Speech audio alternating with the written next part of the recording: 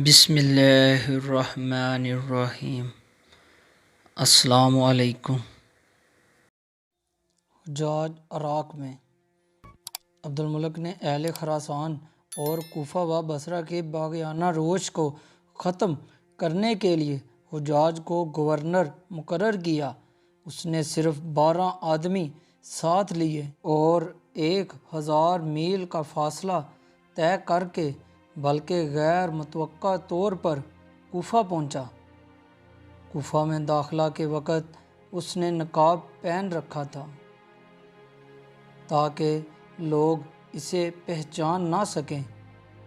اس کے ساتھی اہل کوفہ کو پکار کر مسجد میں جمع ہونے کا حکم دے رہے تھے۔ حجاج بن یوسف ثقفی مسجد پہنچا تو لوگ شرارت پر آمادہ تھے، کینکریاں ہمراہ لائے تھے تاکہ ان سے نئے گورنر کا استقبال کر سکیں۔ اس نے ممبر پر چڑھ کر نقاب الٹا اور ایسی تقریر کی، سب لوگ ڈر گئے۔ اس تقریر سے لوگ بری طرح مرعوب ہوئے۔ اس نے عبد الملک کا خط پڑھنے کا حکم دیا جس میں اس کی تقریر کا حکم تھا۔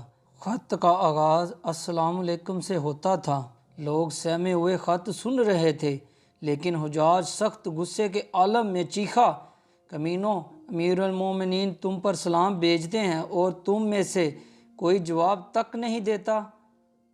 اس پر لوگوں نے بیک وقت سلام کا جواب دیا اور خط کو نہایت غور سے سنا۔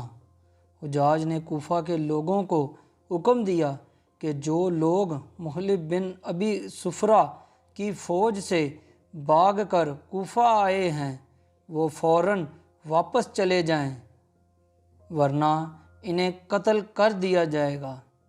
اہل کوفہ اس حد تک فرما بردار ہو گئے تھے کہ انہوں نے اس حکم کی فوراً تعمیل کی۔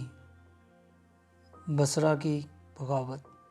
حجاج کوفہ سے بصرہ پہنچا اور وہاں کے لوگوں کو مرعوب کرنے کے لیے بھی ایک زبردست تقریر کی اور فوج کی تنخواہوں میں کمی کر ڈالی۔ عبداللہ بن جارود ایک سردار نے اس حکم کے خلاف اپیل کی۔ اس نے اسے جاڑ دیا۔ اس پر فوج میں بغاوت ہو گئی اور فوجیوں نے حجاج کے خیمے کو گھیر لیا، لیکن حجاج نے رشوت دے کر بہت سے لوگوں کو ساتھ ملا لیا اور اس طرح بغاوت فروغ ہو گئی اور اس کے قائد قتل کر ڈالے گئے۔ اہل عراق اس بغاوت کی ناکامی سے بہت مرعوب ہوئے۔ حجاج نے حضرت انس بن مالک مشہور صحابی کی شان میں بھی گستاخی کی اور ان کے لڑکے کو شہید کروا دیا۔ تاہم عبد الملک نے اس پر سخت گرفت کی اور حجاج کو حضرت انس رضی اللہ تعالی عنہ سے معافی مانگنی پڑی۔ حجاج نے ولید بن عبد الملک کے عہد میں فتوحات پر زیادہ زور دیا اور سندھ اور ترکستان میں بے شمار فتوحات کیں۔ اس نے اپنے بھتیجے محمد بن قاسم کو سندھ پر حملہ کرنے کا حکم دیا اور یوں ہندوستان میں پہلی مرتبہ مسلمانوں کی باقاعدہ حکومت قائم ہوئی۔ جی تو دوستو، یہ تھی آج کی کہانی۔ اگر آپ کو میری کہانی اچھی لگی ہو تو ویڈیو کو لائک کریں اور چینل پہ نئے ہیں تو چینل کو ضرور سبسکرائب کریں۔